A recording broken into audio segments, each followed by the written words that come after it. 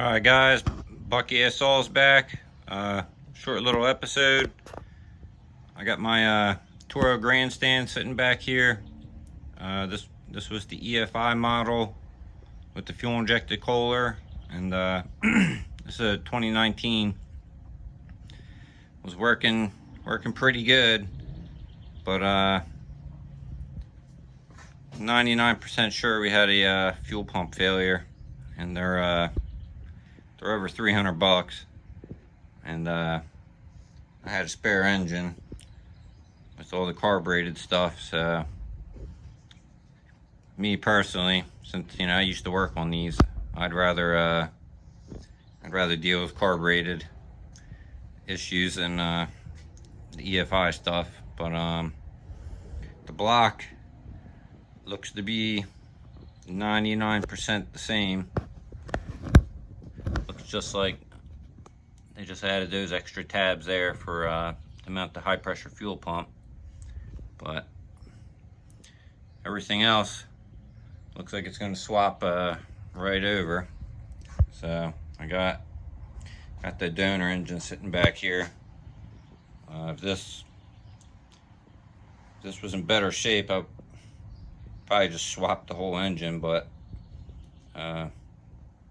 I know this one needs a bore and hone, because it was definitely burning a ton of oil. But it was a good parts donor for the swap.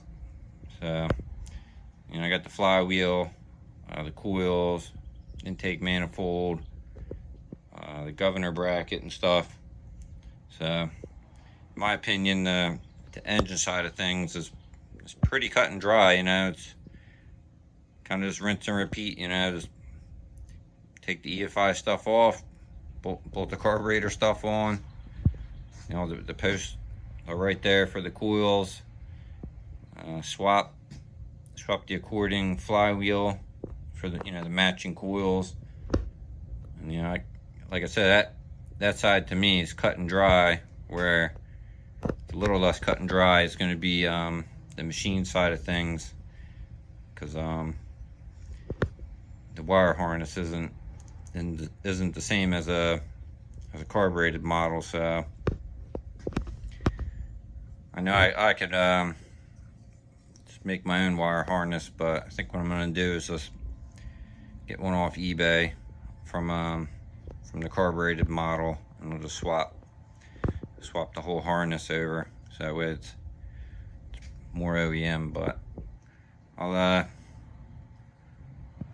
keep you guys posted on this. I got to re-glue the flywheel magnets on these old engines. They're notorious for coming loose, so if you catch them in time, you can just re-glue them.